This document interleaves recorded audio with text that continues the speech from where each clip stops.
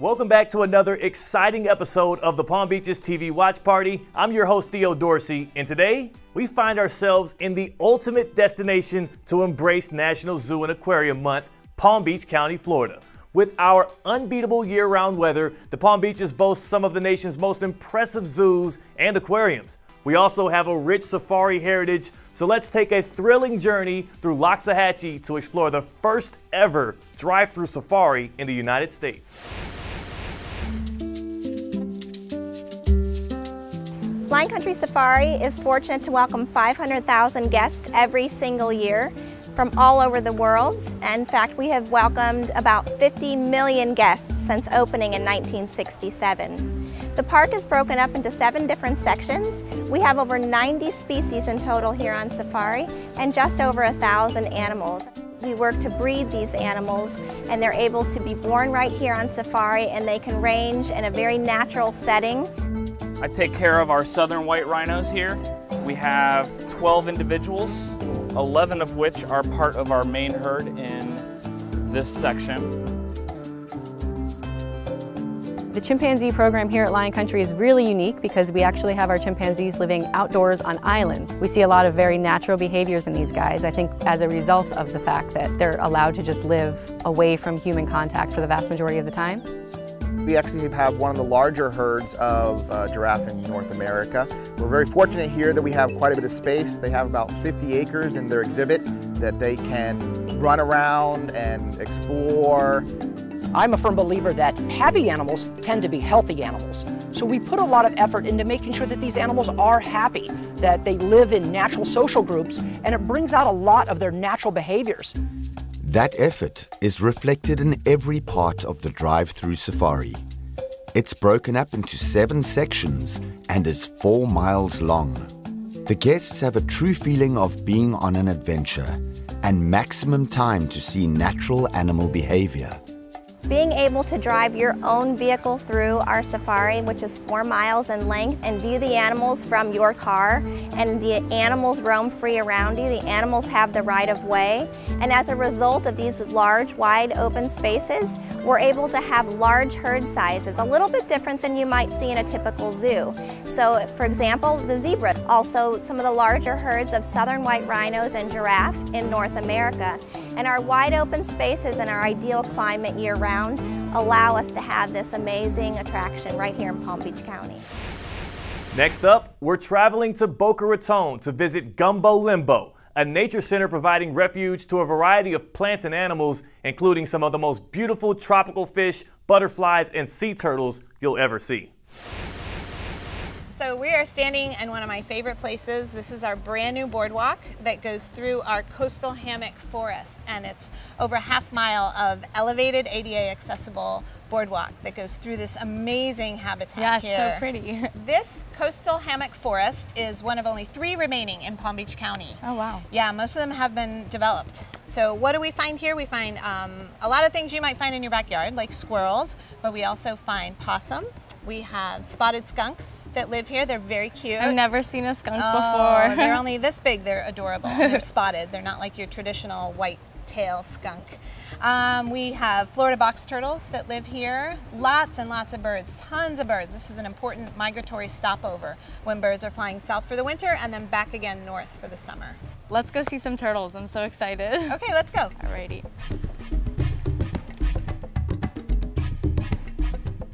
So Gemma, this is Florida Atlantic University's Marine Biology Lab, and this is really exciting. We're so happy to be able to share our space with FAU, and we have their researchers doing studies here, and they take advantage of our open ocean water that flows right through our nature center. And this is a great opportunity for our visitors to see actual science as it's happening. So what do they test here? So we've got a variety of experiments going on, but our most famous one is the sea turtle sex determination study. And it's a big word for saying we're just trying to find out if the hatchlings born on our beaches are boys or girls, males or females. And the interesting thing about sea turtles is the temperature of their nest determines if they're going to be male or female. Crazy, right? Wow, yeah. I know. So an easy way to remember that is hot chicks and cool guys. Oh. So is it like one nest will have just all females or all males? Yeah, so well, mostly it's a mix. That's the goal, is to have a mix. And in the last 5 or 6 years, all of our beaches, all of our nests on Boca Raton have been almost 100% female, as the sands are getting hotter and hotter and hotter. But last year, finally, for the first time, we had about 20% of our hatchlings were males. FAU is the only lab in the world that can successfully raise leatherback sea turtle hatchlings. And that's what you're seeing in these tanks right here, the bigger black turtles that are on leashes. And everyone wants to know, why are these sea turtles on leashes? Because they are used to being in the open ocean water. They're not used to any boundaries. So by keeping them on a leash, we're keeping them safe. These turtles will be raised here until they're big enough for a tiny little surgery, and we can look inside and see if they're boys or girls. And then they'll be, as soon as they heal, they'll be released back into the ocean. Gumbo Limbo. It's a wonderful place to learn about our environment and give back to it. Visit gumbolimbo.org to see how you can get involved. For our final stop, we head over to Sandoway Discovery Center in Delray Beach to get a closer look at a specific type of shark found mostly in shallow coastal waters. These are our nurse sharks.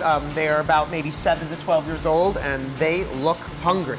Yeah. So what I'm going to do is I'm just going to take this nice big piece of fish. I'm going to toss it in like this. Wow. And they slurp it up. And that's how these guys got their name, because they slurp in their food like a baby nursing on a bottle. Come on, guys, get it. And we got 3 different ones in here. We have boy, boy, girl. The largest one is the girl. She's about 12 years old. Really? The other ones are around 8. Are the females usually bigger? In sharks, yes. In Really? reptiles. Some animals, it's the males that are bigger, but sharks, yes. I didn't know that. And what's really cool about these guys is these used to be pets. These 2 were kept by a fisherman who caught them and kept them for a few years. And this guy actually came from the hotel down the street. They have a big tank in their bar and grill until he got too big, and they donated him to us.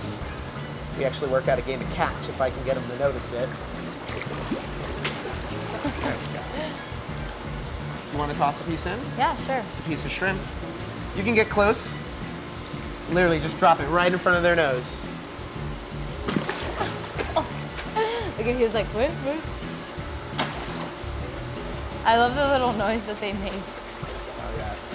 And these are totally harmless, aren't they? The nurse sharks are considered non-aggressive. They still have teeth like all the sharks do, but since they don't feed on large animals, when I go in this pool to work in here or work on their exhibit, they leave me alone because I will never look like food to this type of shark. Yeah. Which is why sharks bite to begin with. There is no such thing as a man-eating shark. We're just not meant to be in the ocean, so they get confused. Yeah. So it's important to respect sharks, not to fear them. They bite out of curiosity, don't Exactly. they? Yeah. They don't get a guidebook to land animals. And what are their little thingies? Those are their Sticking out. barbels. Okay. Think of them, they're whiskers, but think of them as taste buds, tongues. So they feel around using them to sense what they're looking for in dark and muddy water between rock crevices. And if they find an animal that they like, they can just vacuum them out. Nice. So it gathers information. Is that what that noise is when they The slurping. feed? Oh. Mainly because air is getting in their mouth. If that was underwater, it would be boring. Right. And tell me about this little bit, well, not little, big pufferfish. That is Mrs. Bubbles. She is maximum size for an Atlantic spotted porcupine puffer. She was someone's pet. She came here about half that size, and she's just well taken care of, and just an awesome addition to our family. Good. Oh yes, everyone falls for the puppy dog eyes. Yeah, I know. They can't She has fool the you. sharpest teeth in this tank. When I go in here, that's the one that worries me. Really? She's got enough teeth to crack oyster rock. I Oh wouldn't my want to tangle with God. her. And does she bother you when you go in, or? She's incredibly smart. She does follow me around because she knows that I have the food. Right. The sharks relate the stairs to food. That's why they come over here I see. when it's feeding time. But she's smart enough that she knows that humans bring the food. Right. We actually, just for fun, gave her a maze to figure out how to get through, and in 3 days she was swimming through the maze to get Oh food my and God. a reward at the end. It's amazing, the ocean. There's so many different creatures out there, Right. different intelligence, different ways they live. It's just a wonderful place to study and just to grow up around. Join us in the Palm Beaches and discover this animal-loving paradise for yourself. Visit thepalmbeaches.tv to watch the full episodes of the shows featured on today's watch party and subscribe to our YouTube channel. I'm Theo Dorsey, and I'll see you next week.